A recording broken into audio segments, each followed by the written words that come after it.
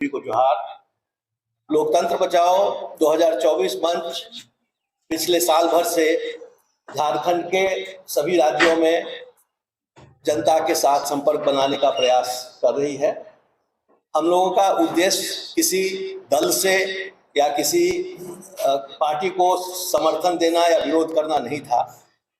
हमारे साथ जितने 35 संगठन झारखंड के विभिन्न जिलों से जुड़े हुए हैं, उन सब का ऐसा मानना था कि देश में लोकतंत्र की क्षति हो रही है, लोकतांत्रिक संस्थाओं को कॉम्प्रोमाइज किया जा रहा है। इसलिए यह चुनाव बहुत ही आवश्यक है और इस चुनाव में अगर हम लोग लोकतंत्र और संविधान को बचाने के लिए जनता को जागरूक नहीं करते हैं तो ये शायद एक ऐतिहासिक हम लोग की भूल होगी। उसी दृष्टि से, उसी उद्देश्य को लेकर हम लोग काम करते रहे हैं। पिछले 4 महीने में खासकर जब से चुनाव का आगाज किया गया, करीब 400 हमारे जो कार्यकर्ता वॉलंटियर्स हैं वो झारखंड के करीब सभी जिलों में सभी जगहों पर जाकर इस उद्देश्य का प्रचार करते हैं और जनसंपर्क बनाते रहे।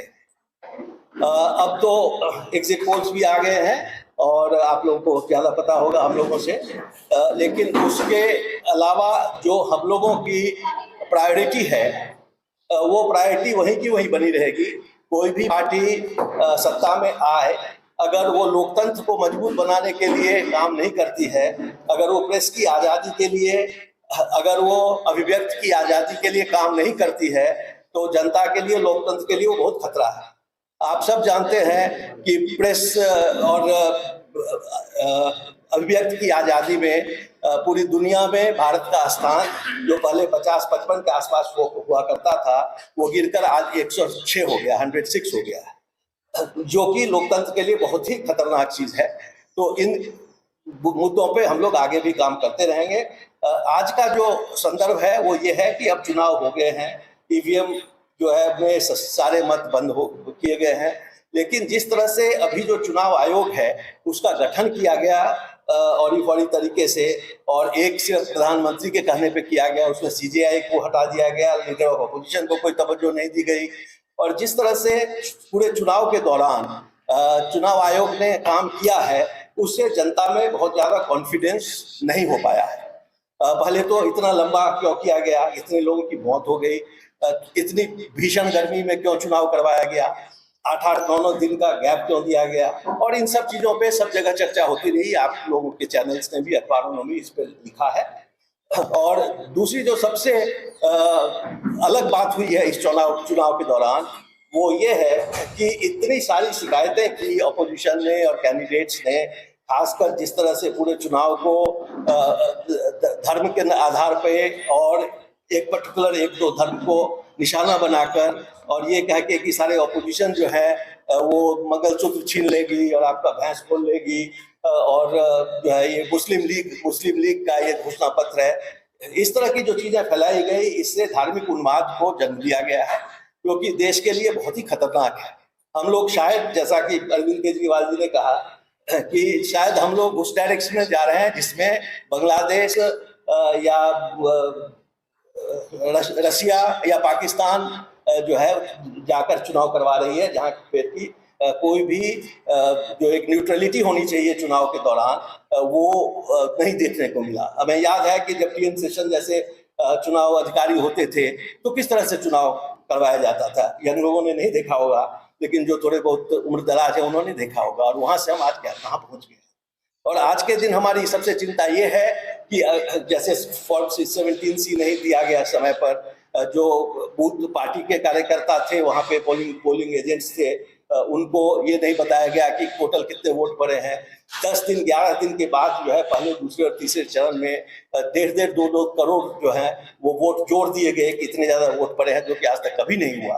तो इन चीजों से जो है हम जनता को आगाह करना चाहते हैं, अपने कार्यकर्ताओं को, पॉलिटिकल पार्टीज को, और जो लोग काउंटिंग के दौरान रहेंगे उनको भी, कि इस पे आप ध्यान दें और लोकतंत्र को हाईजैक न किया जाए, और कोशिश करें हम लोग जहां तक संभव हो कि जिस तरह से लोगों ने वोट डाला है ईवीएम में, वही परिणाम 4 तारीख को आए और तब तक हमें सतर्क रहना है। उसके बाद जो भी परिणाम आता है उसको लेकर जो करना है वो हम लोग बाद में देखेंगे। लेकिन अभी अगला जो 2-3 दिन है, ये नहीं सोच के कि एग्जिट पोल में क्या आया है नहीं आया है, उस पर ध्यान नहीं देके हम लोग अपने जो है सतर्कता को बनाए रखें।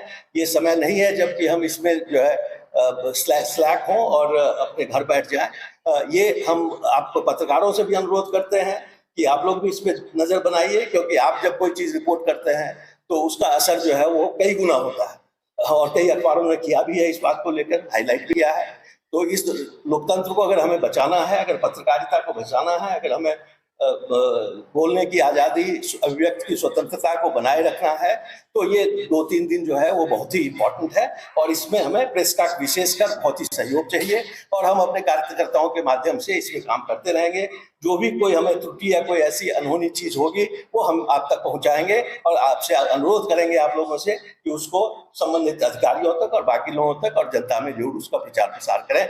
यही बताने के लिए हम यहाँ इकट्ठे हुए हैं। आपको बहुत बहुत धन्यवाद। हमारे कुछ साथी हैं जिन्होंने बहुत ही एक्सटेंसिवली जो है वो काम किया है अलग अलग क्षेत्रों में जाकर। अगर कुछ वो शेयर करना चाहें या आप उनसे कुछ जानना चाहें कि चुनाव के दौरान उनके क्या अनुभव रहे, तो वो भी हम आज बताना चाहेंगे थोड़ा समय लेकर। बहुत बहुत धन्यवाद।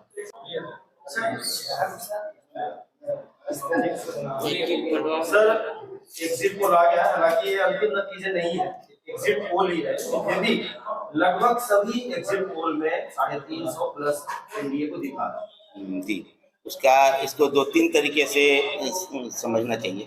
पहला तो है कि आज तक कोई भी एग्जिट पोल नहीं रहा है जिस पर बहस नहीं होती और डिस्क्लेमर तो खुद वो लगाते हैं कि एग्जिट पोल है, बार बार 10 बार बोलते हैं।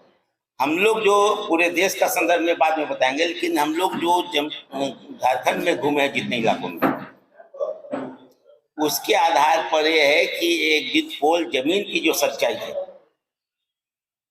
उससे अलग है और उसका बहुत सारा कारण का जरूरत नहीं, उससे अलग है।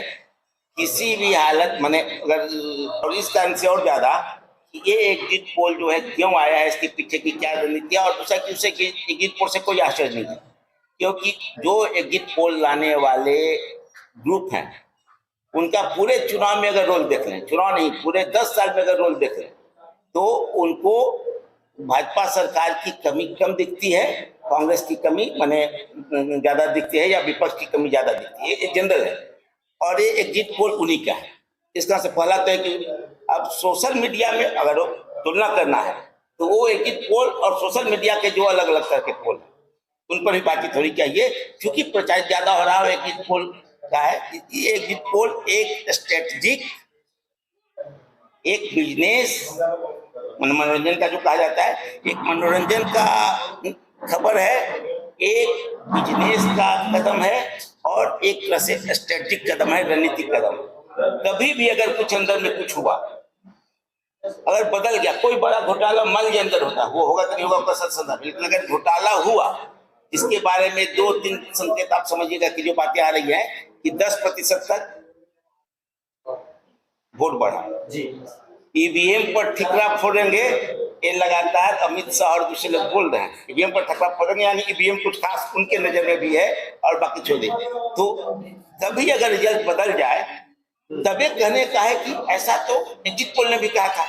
इस आधार के लिए यानी एक गलत करने की संभावना को नहीं, वो सचमुच सही है, इसके लिए एक आधार के रूप में भी हो सकता है। और बिजनेस के हिसाब से तो सट्टा बाजारी आप जानती है कि उसमें अलग अलग तरह का हवा बनता है, ये से बहुत बड़ा बिजनेस है, वो एक कदम।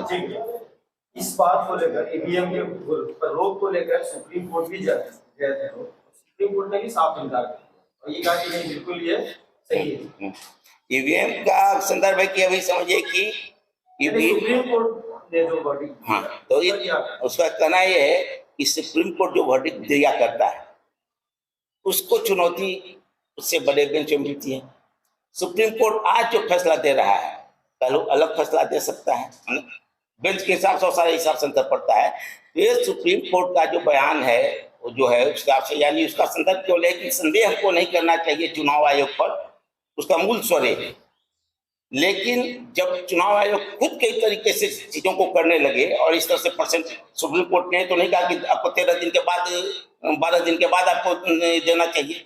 12 दिन के बाद दिए हैं तो बहुत प्रोसेस के हिसाब से आप सही काम किए हैं। 12 दिन के बाद आप मतगणना का आंकड़ा देते हैं, मतदान का आंकड़ा देते हैं, ये तो सुप्रीम कोर्ट ने नहीं कहा। तो ये जो स्थितियां उसके हिसाब से है, और सुप्रीम कोर्ट को भी ईवीएम के बारे में जनता की जो संदेह है, सवाल नहीं, आपत्ति नहीं, जो अगर आकांक्षा है, जिज्ञासा है और कुछ है, तो उस जिज्ञासा को शांत करने के लिए इससे अच्छा सुप्रीम कोर्ट को फैसला देना चाहिए था, इससे अच्छा फैसला दे सकता था।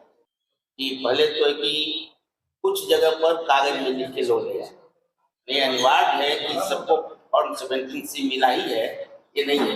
चाहे भाषा में, हिंदी में कई जगह से लोगों को हाथ में लिखा हुआ, कागज पर लिखा हुआ मिला है, यानी एजेंटों को कह दिया गया कि आप लिख लीजिए, और कई जगह मिला भी है।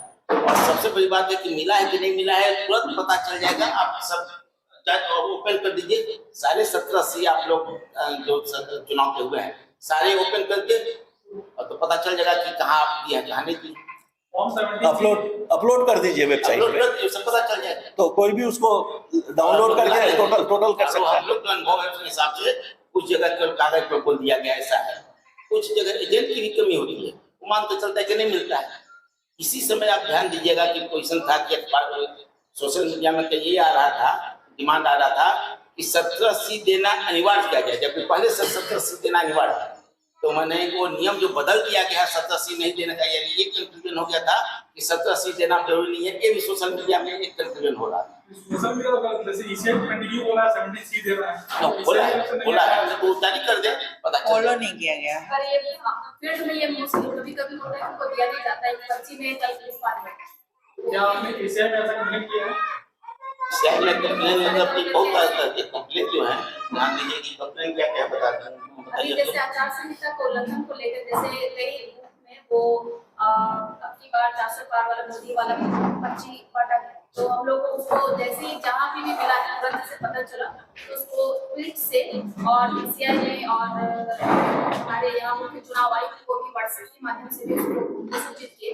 तो जब पहली बार हुआ था तो उनका रिस्पांस भी आ गया था कि 4 में फायर भी दर्ज किया गया होता, लेकिन बाकी हर बूथ में ऐसे बहुत सारे आ रहे थे, उसके बाद पता नहीं क्या कुछ बार पता नहीं। इसमें दरबाई हो गए जहां पे हम लोग पहली बार में तो उन्होंने बोला तीनों में हुआ है, बाकी जो 4 में हुआ उसमें हुआ, लेकिन ये जो 17C वाला वो मामला नहीं आया है। 401 बूथ नंबर रांची का है, उसमें 17C नहीं दिया गया है, तो चेक कर लीजिएगा उसको, में नहीं हुआ है। ऐसे ही कई जगह में है जहाँ नहीं उपलब्ध किया गया है।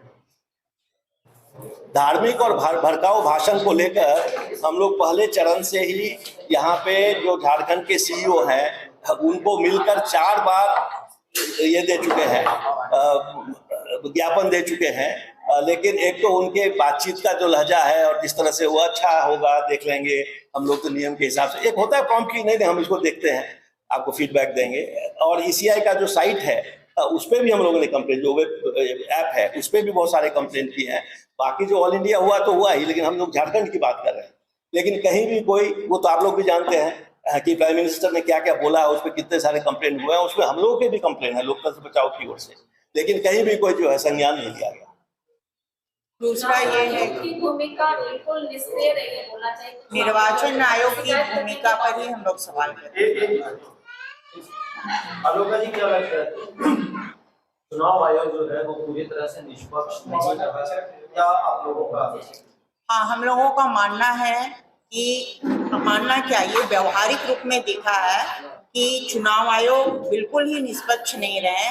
जिस तरीके से हम लोगों ने चुनाव के दिन लगातार ट्वीट करते रहे कि इस तरह 400 पार की जो पर्ची है वो व्यक्तिगत रूप से जो महिलाएं ओल्ड एज की हैं, जो देख नहीं सकती हैं, वृहद बहुत बुजुर्ग महिला है, उनको पर्ची में 400 पार का वो चिपका कर उनको बूथ तक पहुंचाने की प्रक्रिया जो है वो हुआ है। और ये हमने अब लोकतंत्र बचाओ 2024 के ट्विटर पे भी किया है, और हम लोगों ने व्यक्तिगत रूप से भी ट्विटर में ये ट्वीट किया है कि ये लगातार हो रहे हैं। चैबासा, रांची, खूंटी, इन सब इलाकों में पहले चुनाव हुआ था और इसको आगाह करने की हम लोगों ने निर्वाचन आयोग को कोशिश की, मगर निर्वाचन आयोग आंख भी बंद कर लिए कान भी बंद कर लिए और कोई भी व्यवहारिक तरीके से इसको रोकने की कोशिश नहीं की।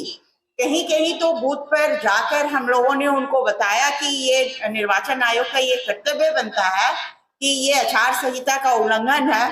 उन्होंने व्यक्तिगत मौखिक रूप में कहा, लिखित तो नहीं, कि एक व्यक्ति अगर लेके जा रहा है तो हम उसको रोक नहीं सकते हैं। ये एक बात उन्होंने, निर्वाचन आयोग ने हम लोगों के सामने ये बात पक्ष रखा। लेकिन चूंकि आचार संहिता है और देश में चुनाव की प्रक्रिया है, चल रही है, और आचार संहिता निर्वाचन आयोग का जिम्मेवारी बनता है कि इस तरीके के प्रचार प्रसार को बूथ के इलाकों में रोका जाना चाहिए। जो वो निष्क्रिय रहे और वो फैसिलिटी के शिकार हो गए, वो एक पक्षीय हुए, वो जनतंत्र के हिसाब से वो काम नहीं किए। 17C वाला बहुत बड़ा आरोप लगा रहे हैं। 70C वाला आरोप ये है कि हमने 2-3 बूथ पे जाकर देखा है कि वो 70C वाला जो पर्ची है वो सुदूर, अगर सुदूर की इलाका को एक पॉइंट आउट करे तो उसमें हाथ से लिखकर उन्होंने दिया है, कई जगहों में तो दिया ही नहीं है। और हम लोग डीसी से, अलग अलग डिस्ट्रिक्ट के अंदर डीसी से मांग भी किए हैं कि निर्वाचन आयोग और डीसी कम से कम ये 70C वाला सार्वजनिक करे। तो ये सार्वजनिक करने की मांग हम लोगों ने किया है।